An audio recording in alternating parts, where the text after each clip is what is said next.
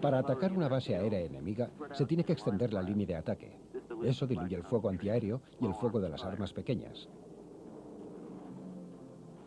El ametrallamiento de un aeródromo es el ataque a superficie más peligroso que existe. Todas las armas del lugar te apuntan 50, 75, 100, quién sabe. El daño que puedas causar es trivial comparado con el riesgo.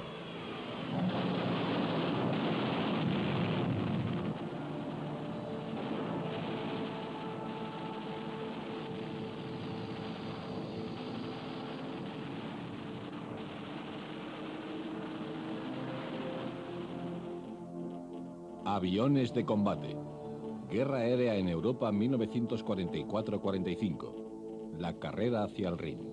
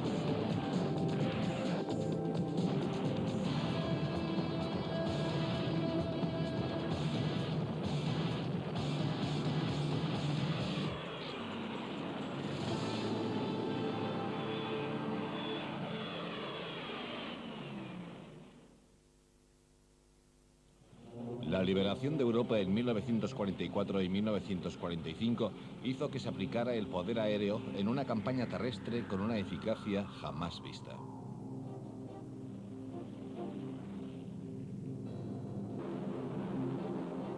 Desde la invasión de Normandía en junio de 1944 hasta el ataque final al corazón de Alemania en 1945, las fuerzas aliadas fueron precedidas y apoyadas por una campaña aérea de una eficacia asombrosa.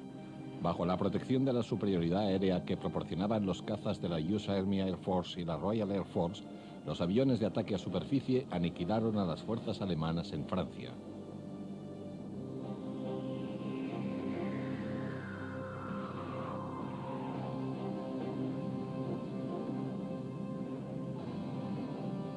Atacaron a las formaciones acorazadas que trataban de impedir el desembarco y cortaron la red de ferrocarriles y carreteras para impedir la llegada de refuerzos de la Wehrmacht. A mayor escala aniquilaron todos los objetivos militares en movimiento o inadecuadamente mimetizados en una gran extensión de territorio. La superioridad aérea aliada se tradujo en una intensa campaña aire-superficie que se extendió a cientos de kilómetros por delante del rápido avance de las tropas aliadas. Aunque muchos de los cazas y cazabombarderos tenían la misión de apoyar a las tropas terrestres, multitud de ellos tenían libertad para surcar los cielos sobre el noroeste de Europa. Bombardearon, atacaron con cohetes y ametrallaron todos los objetivos posibles. Cualquier cosa que se moviera durante el día era presa fácil, y a los alemanes les resultaba casi imposible reforzar sus tropas en el frente. Mientras los aliados avanzaban para liberar Francia y Bélgica, la Fuerza Aérea seguía actuando con gran eficacia, atrayendo lo que quedaba de la Luftwaffe hacia una batalla que nunca podría ganar. Y cuando los aliados realizaron el esfuerzo final para llegar al centro mismo de Alemania, lo hicieron con el apoyo de miles de aviones de combate.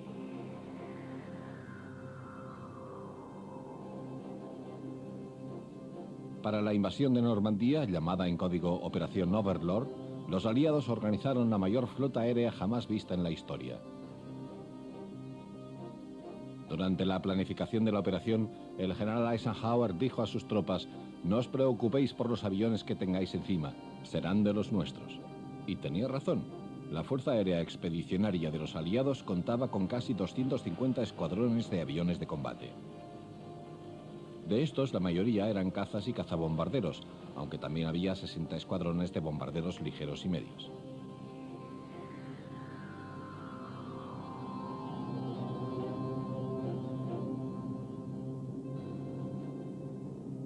También contaban con el apoyo de 70 escuadrones de aviones de transporte y unos 50 escuadrones de apoyo suplementarios.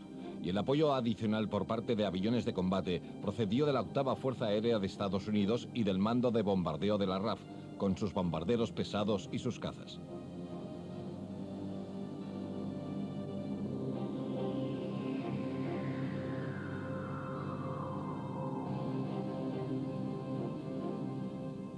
En total, los aliados contaron con 13.000 aviones para apoyar la invasión. También se utilizaron más de 2 millones de hombres y casi 4.000 barcos.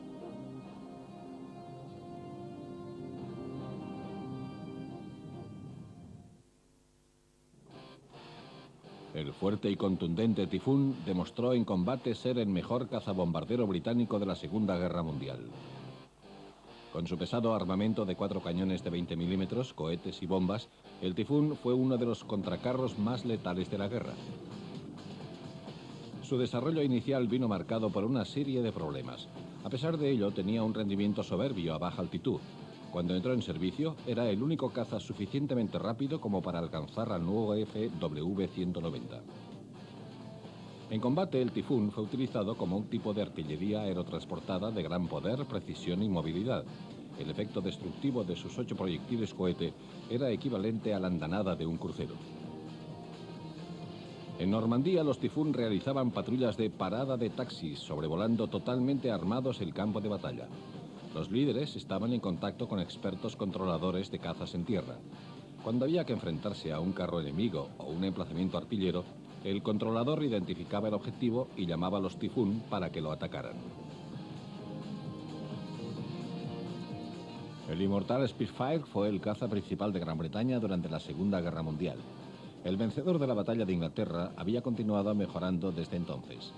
A los Spitfire de motor Merlin se les unieron los primeros Mk-12 de motor Griffon a principios de 1943. En el desembarco de Normandía, el versátil Spitfire realizó un amplio abanico de misiones, como interceptador y cazabombardero, y también como avión de reconocimiento. Durante la campaña estratégica de bombardeo diurno sobre Alemania, la US Army Air Force confió en 3 cazas para escoltar a sus bombarderos pesados.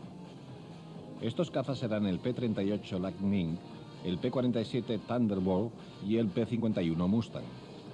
Todos tenían unas excelentes prestaciones en alcance para escoltar a los bombarderos hasta el corazón mismo del Reich. Y cuando llegaban los cazas defensores alemanes para atacarlos, los cazas aliados abatían a los Messerschmitt y Focke-Wulf. A medida que la suerte de la guerra se volvía a favor de los bombarderos, los cazas de escolta fueron liberados de su función meramente defensiva y se les permitieron las misiones de caza libre sobre el norte de Europa. También resultaron letales en su nueva función de ataque a superficie, destruyendo todas las instalaciones alemanas que encontraban. Y cuando no lo hacían, penetraban en la boca del lobo para castigar a la Luftwaffe en la propia Alemania.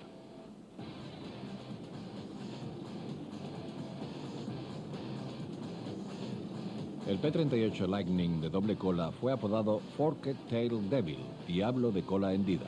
Durante una sola misión de destrucción de trenes a 130 kilómetros al oeste de Berlín, 42 Lightning del 20º grupo de caza destruyeron 18 locomotoras alemanas, 50 vagones de tren e incluso 16 cazas Bf-109. El P-47 fue apodado Jack por Juggernaut o gigante destructor debido a su enorme tamaño.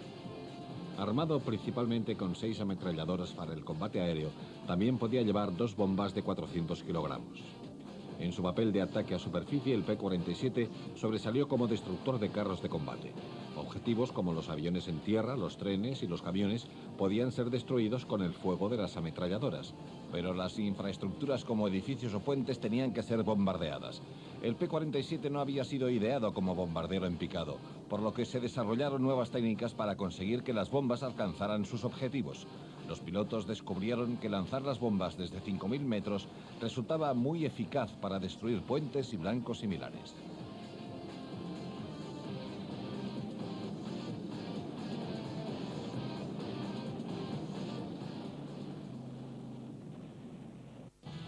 El Mustang fue sin duda el mejor caza de la Segunda Guerra Mundial. Su gran radio de acción y sus soberbias prestaciones y maniobrabilidad le convertían en el caza de escolta perfecto. En combate aéreo contra los cazas defensores de la Luftwaffe, logró un porcentaje de victorias de 10-1. Cuando se acercaba la invasión de Normandía, el Mustang pasó progresivamente a desempeñar funciones de bombardeo táctico y ataque a superficie. Y el Mustang no resultó letal únicamente en manos de los pilotos estadounidenses.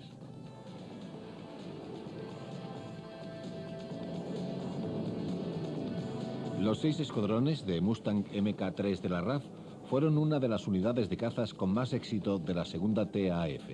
En combate aéreo abatieron muchos Bf-109G y FW-190 en el sector de Dreux-Saint-André-Dreux.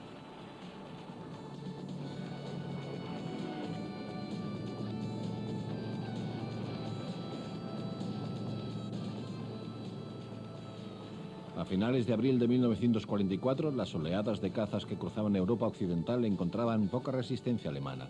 Se planificaron operaciones mayores y más ambiciosas. El 20 de mayo, 1.200 cazas y cazabombarderos estadounidenses y británicos avanzaron en abanico a través de Francia y el oeste de Alemania, buscando posibles objetivos. Los encontraron a montones. El programa de bombardeo táctico, que se había preparado en los días previos a la invasión, aumentó su radio de acción en cuanto los soldados aliados pisaron el suelo francés. Al aumentar la necesidad de apoyo aéreo a las tropas, la US Air Force y la RAF cambiaron su enfoque para incluir otros tipos de aviones que pudieran realizar esa función. Uno de los más importantes fue el Douglas DB-7, conocido como A-20 Havoc por los norteamericanos y como Boston por los británicos.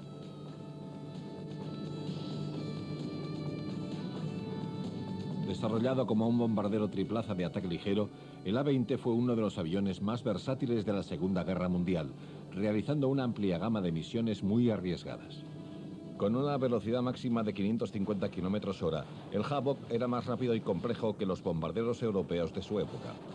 Fue utilizado principalmente como bombardero ligero medio para ataques sobre objetivos enemigos fijos, como bases aéreas, pistas de aterrizaje, carreteras, redes ferroviarias y puentes. El A-20 logró unos resultados que no fueron superados por ningún otro aparato.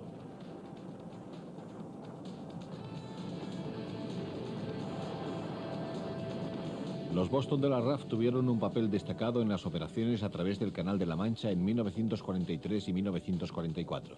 Los Boston del 342 Escuadrón Lorraine, una unidad francesa de la RAF, fueron los primeros aviones aliados que operaron desde suelo francés tras el día D. La versión sin duda más importante del Havoc era el A-20G. Los primeros modelos tenían un morro de cristal para la posición del navegante bombardero, pero el modelo G presentaba un morro sólido junto a un devastador armamento de 8 ametralladoras pesadas de calibre 50. Otra alternativa eran 2 50 y 4 cañones de 20 milímetros. La capacidad de bombas se duplicó hasta casi 2 toneladas. El A-20G demostró ser un resistente y potente avión de ataque a superficie en Europa.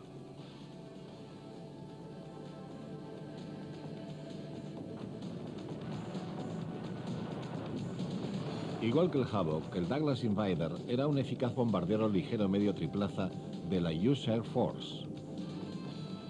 El A-26 iba fuertemente armado, como el Havoc, y era incluso más rápido.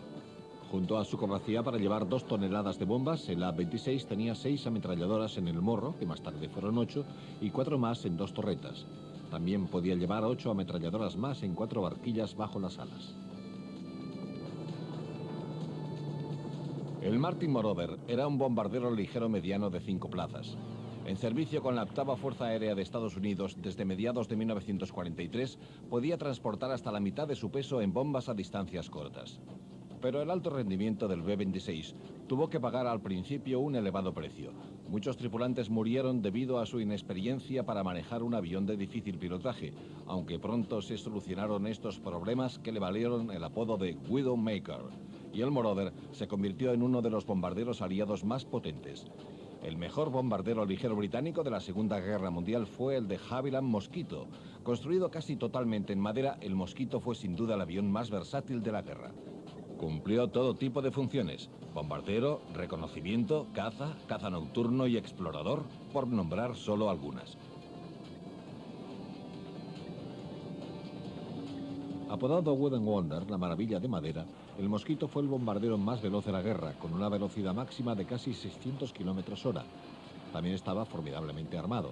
La versión de cazabombardero tenía 4 cañones de 20 milímetros y 4 ametralladoras, además de 900 kilos de bombas o 450 kilos de bombas y 8 cohetes.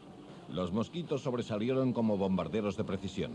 Entre sus misiones más espectaculares estuvieron los ataques contra los cuarteles de la Gestapo en Dinamarca y el ataque para liberar a los combatientes de la resistencia francesa de la cárcel de Amiens.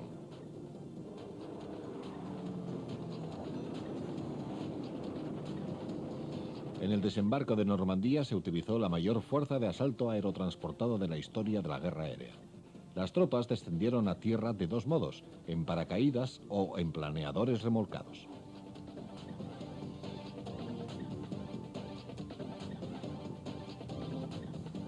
Desde cientos de aviones de transporte Douglas C-47 Skytrain o Dakota, miles de paracaidistas atacaron las posiciones alemanas con la máxima sorpresa.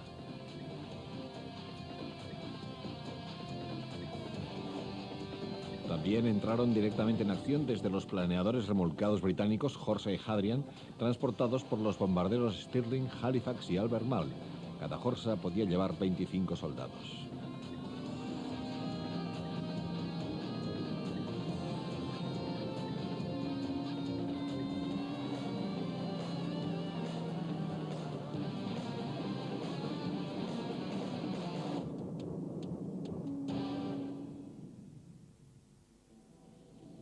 Los cazas y bombarderos aliados debían enfrentarse al poder de la Luftwaffe. Generalmente los pilotos volaban en versiones mejoradas de diseños probados, como el Messerschmitt Bf-109 y el Focke-Wulf FW-190. Pero junto a ellos existía una nueva generación de aviones de combate que incluía bombarderos y cazas a reacción, que eran mucho más avanzados que los aviones aliados en servicio. Entre ellos destacaban el Messerschmitt Me-262, el primer avión de combate a reacción operacional en el mundo, y el bombardero a reacción arado AR-234. Sin embargo, estos aviones de nuevo cuño se produjeron en muy poca cantidad y llegaron demasiado tarde como para tener demasiado impacto en la guerra.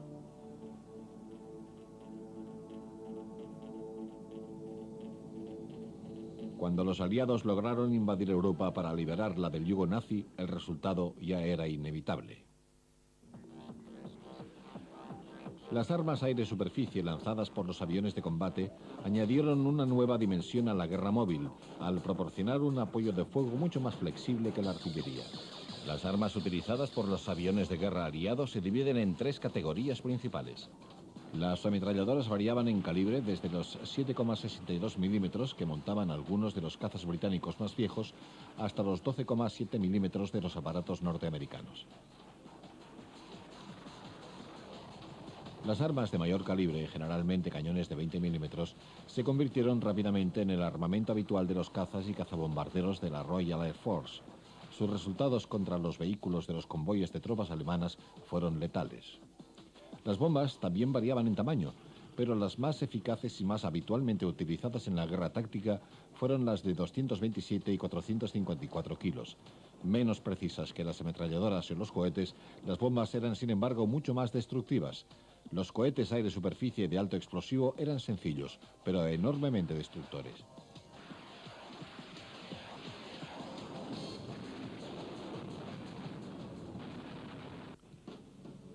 Antes de la invasión, los aliados establecieron elaborados planes de engaño para ocultar a los alemanes la localización real de la zona de asalto del día D. Se usaron los bombarderos pesados aliados para hacer que los alemanes creyeran que la invasión se llevaría a cabo en algún otro lugar. Por cada incursión sobre Normandía se realizaban dos en el paso de Calais. También lanzaron dipolos, simples tiras metálicas que actuaban como señuelos para sugerir en los radares que se aproximaba una flota invasora. Varios meses antes del día D, los bombarderos pesados de la RAF y la US Air Force habían debilitado las defensas alemanas para facilitar el desembarco. Y cuando las tropas llevaron a cabo la invasión, los aliados tenían el dominio casi total del aire. Las operaciones aéreas se dividieron en tres fases. La primera fase consistió en embotellar al enemigo. Ello implicaba destruir puntos claves del sistema francés de carreteras y ferrocarriles para aislar a las fuerzas alemanas que ya estaban en Normandía. Era crucial, pues evitaba la llegada de refuerzos una vez iniciada la invasión. Al mismo tiempo, los cazabombarderos y los bombarderos ligeros aliados de la Segunda Fuerza Aérea Táctica bombardearon objetivos a lo largo de la costa francesa del Canal de la Mancha. Atacaron bases navales, estaciones de radar, campos de aviación y baterías de artillería costera. La segunda fase debía consistir en asegurar la cabeza de playa para permitir que las fuerzas aliadas pudieran adentrarse en Normandía. Una vez logrado esto, la tercera fase implicó el uso del poder aéreo aliado para dar apoyo a la liberación de Normandía y al ataque al norte de Europa.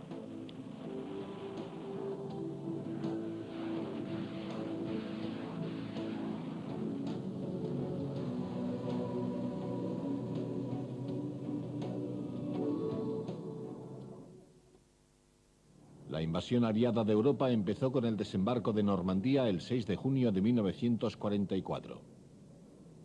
Los objetivos de la enorme flota invasora eran 4 playas de Normandía, denominadas en clave Gol, Juno, Sword y Omaha.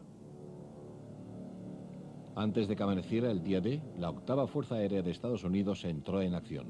1000 bombarderos pesados B-17 y B-24 lanzaron 3000 toneladas de alto explosivo sobre las playas.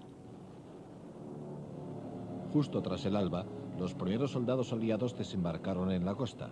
La liberación de Europa había comenzado.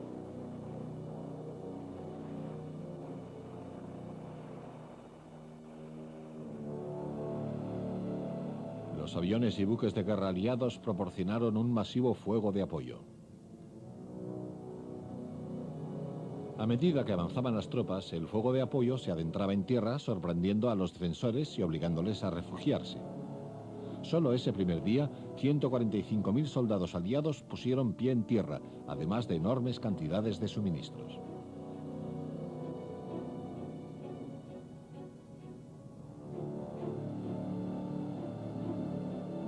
Como apoyo al desembarco, las fuerzas aerotransportadas aliadas realizaban ataques desde el aire.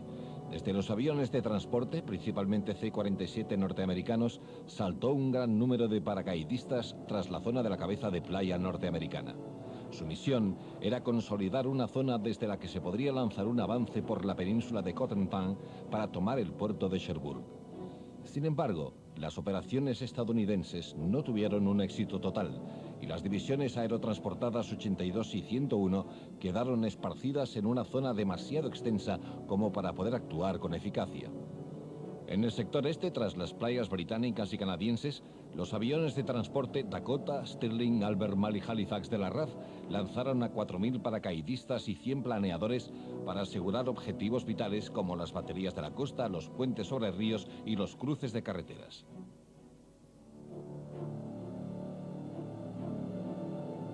A lo largo de ese primer día, mientras cada vez más hombres y vehículos asaltaban la costa, las fuerzas aéreas aliadas establecieron una enorme sombrilla protectora de cazas para mantener bajo control a la Luftwaffe.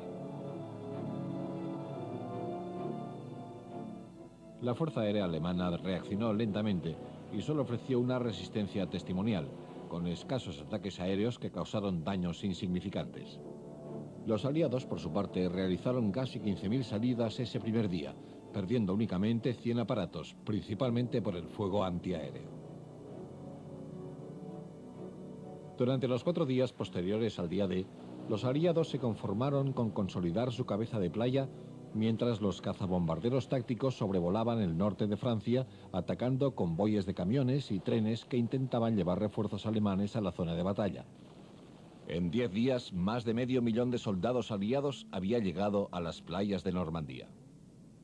La fase inicial de ataque terminó con la llegada de refuerzos para la 6ª División Aerotransportada Británica.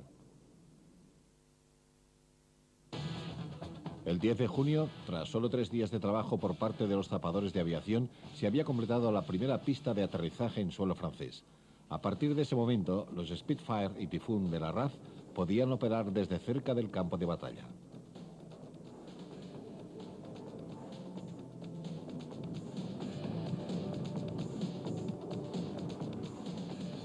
Los Typhoon demostraron ser particularmente letales con su armamento de cohetes, apoyando a los aliados en su intento de avanzar desde Normandía. Los bombarderos ligeros también hicieron su parte impidiendo la llegada de refuerzos alemanes. A principios de julio, los Hawk y Marauder de la US Air Force habían destruido virtualmente todos los puentes que cruzaban el río Sena al norte de París y la mayoría de los del Loira. Al mismo tiempo que los alemanes se esforzaban en repararlos, los bombarderos aliados volvían para echar por tierra su trabajo. Ocupando la parte oriental de la cabeza de playa del día D, los estadounidenses fueron los primeros en avanzar, atacando hacia el norte para tomar Cherburgo antes de finales de junio y hacia el oeste y el sur en julio. Hacia el este, las tropas británicas y canadienses de Montgomery combatieron duramente para obtener poco beneficio en una serie de batallas campales por la zona de Caen. La tenaz resistencia alemana obligó a los británicos a pagar caro cada metro de avance. Sin embargo, los alemanes actuaban exactamente como querían los aliados. Al atraer a la mayoría de las unidades alemanas hacia la batalla del este, los estadounidenses tenían vía libre hacia el oeste.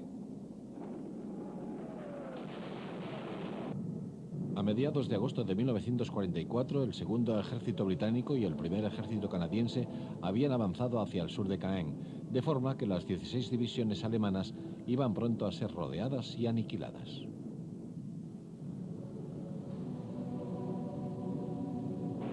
El tercer ejército de Estados Unidos, al mando del general Patton, se abrió camino por Saint-Lô, avanzando hacia el sur de la península de Cotentin para tomar Avranches y poder seguir avanzando para capturar los puertos de Bretaña.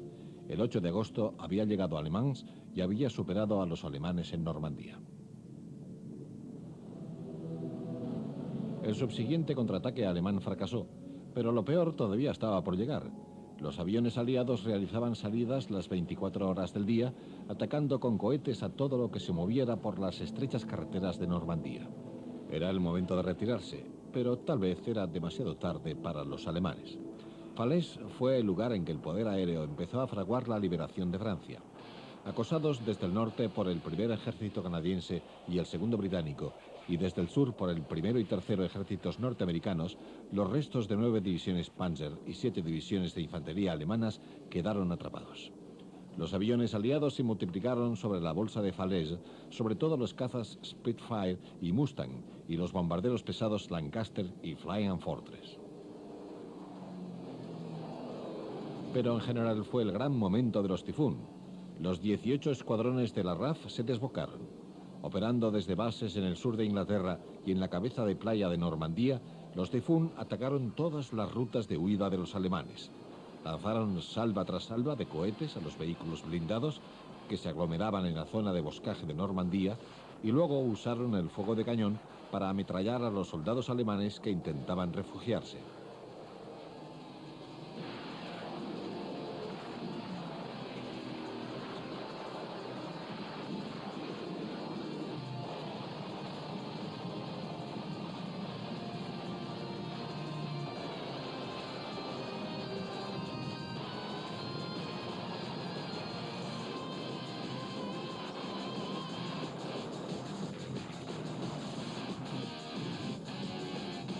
Tras una semana de hostigamiento desde aire y tierra, el grueso del séptimo ejército alemán quedó diezmado y huyó en desbandada a través de Francia sin dejar de ser hostilizado por los cohetes de los Typhoon P-47 y P-38 durante el día y de los Mosquito durante la noche.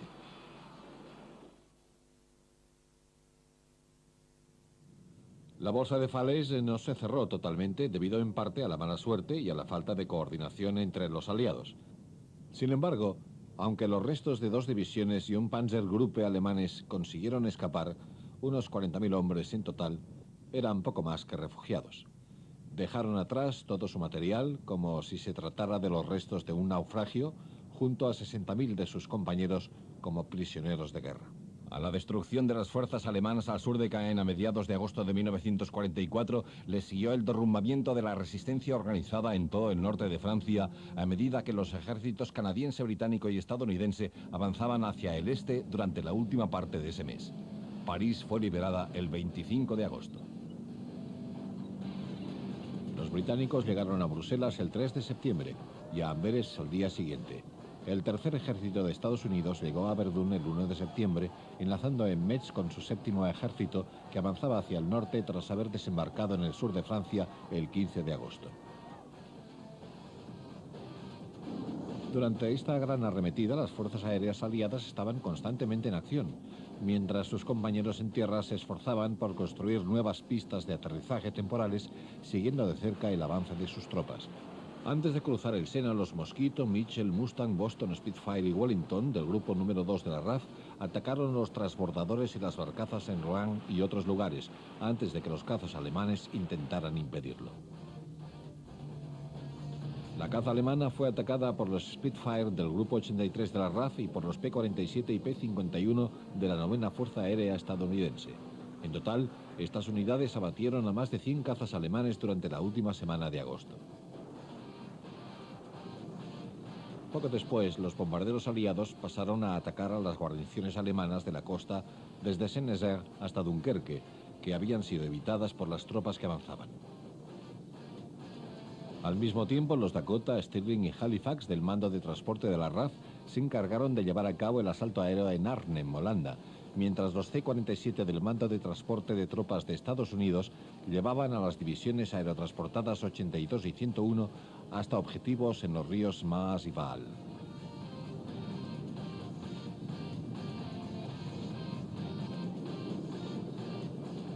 Por desgracia, la RAF no disponía de suficientes aviones como para llevar toda la primera división aerotransportada británica y la brigada paracaidista polaca en un solo viaje. Y mientras los estadounidenses aseguraron debidamente sus objetivos, el ataque británico a Arnhem fue un fracaso, a pesar del constante suministro desde el aire. Desgraciadamente, la segunda Fuerza Aérea Táctica no pudo entrar plenamente en acción para apoyar el asalto a Arnhem, y 55 aviones de transporte resultaron abatidos y otros 320 dañados por el fuego antiaéreo. Mientras los alemanes atacaban el vital puente de Nimega sobre el río Vaal, que había pasado a manos británicas. Más al sur, los norteamericanos, a pesar de encontrar una tenaz resistencia, habían llegado casi hasta la frontera que separa Alemania de Bélgica, Luxemburgo y Francia. Mientras, la RAF daba apoyo aéreo a una operación de gran envergadura para recuperar la isla de Walcheren, ante la desembocadura del río Escalda y conquistar el gran puerto de Amberes.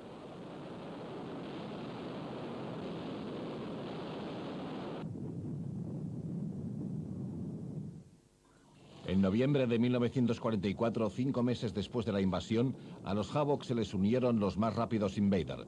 Sin embargo, los Havoc resultarían cruciales para acabar con el último aliento del Tercer Reich. Los alemanes habían preparado a conciencia su última gran contraofensiva, cuyo objetivo estratégico era llegar hasta el mar y dividir en dos a los ejércitos aliados. El 16 de diciembre, los 5º y 6º Panzergruppe del mariscal de campo von Rundstedt atacaron en la región del Bosque de las Ardenas, al sur de Bélgica.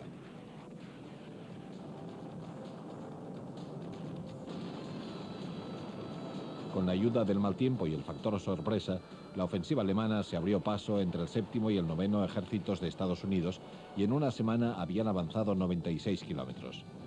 El mal tiempo impedía la acción aérea a gran escala, pero a pesar del escaso apoyo aéreo, los estadounidenses pudieron finalmente contraatacar y neutralizar el ataque alemán.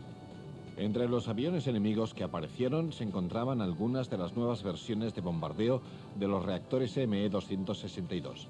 El mal tiempo que había imposibilitado las operaciones aéreas aliadas durante el ataque de las Ardenas mejoró gradualmente durante los últimos días de 1944 y se reemprendió la ofensiva aliada por parte de la Segunda Fuerza Táctica del Aire.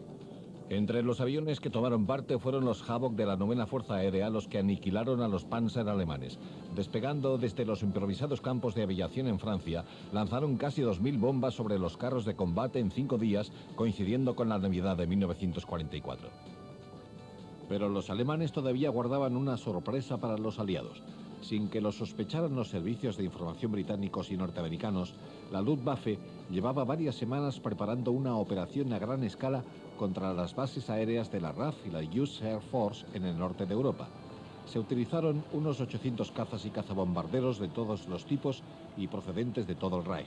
El ataque, llamado en código Operación Bodenplatte, fue lanzado al amanecer del día de Año Nuevo de 1945. Los objetivos de los aviones de la Luftwaffe eran importantes bases aéreas aliadas en Holanda y Bélgica. La sorpresa fue casi total, pues los ataques se produjeron poco después de las 9 de la mañana. El ataque ocasionó daños considerables y unos 500 aviones aliados quedaron destruidos o inutilizados. Pero cuando las defensas se recuperaron de la sorpresa, unos 300 aviones alemanes fueron derribados o se estrellaron de regreso a su país.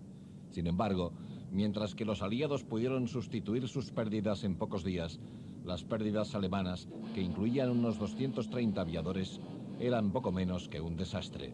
El tiempo se acababa rápidamente para el Tercer Reich. Los aviones tácticos de apoyo pisaban los talones a las tropas terrestres alemanas, mientras los aliados seguían su avance a través del norte de Europa.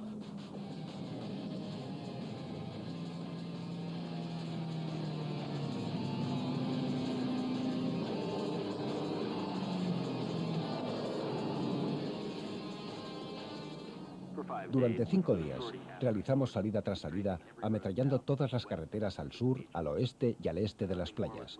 Cuando ya nada se movía en las carreteras, disparamos a las cunetas y los flancos de las carreteras, donde sabíamos que los alemanes estaban refugiados, esperando la noche para moverse. Cuando veían aparecer a los cazas aliados, los alemanes abandonaban sus vehículos y buscaban refugio en cualquier protección que vieran cerca de la carretera. Desde allí nos disparaban con sus fusiles y ametralladoras ligeras. A menudo volábamos entre una nube de proyectiles de pequeño calibre.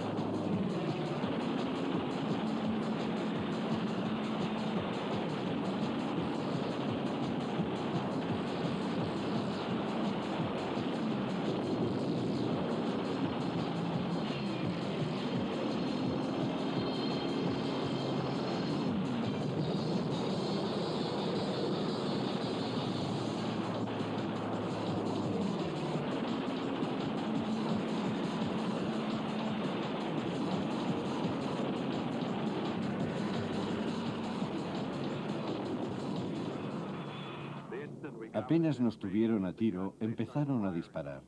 Era fuego antiaéreo ligero y pesado en dosis intensas y precisas. La única acción evasiva a nuestro alcance era zigzaguear constantemente, lo que como mínimo les obligaba a mover sus armas.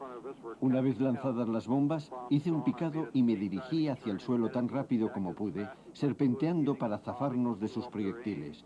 Mientras nos alejábamos, vimos que habíamos tocado de lleno nuestro objetivo, pero estábamos demasiado ocupados para sentirnos eufóricos por ello. Nuestro avión era un coladero. A los aliados les costó casi 10 meses llegar a Alemania y pasaron 2 más antes de que acabara finalmente la guerra. Los bombarderos aliados aumentaron sus ataques estratégicos contra los complejos industriales y las ciudades alemanas.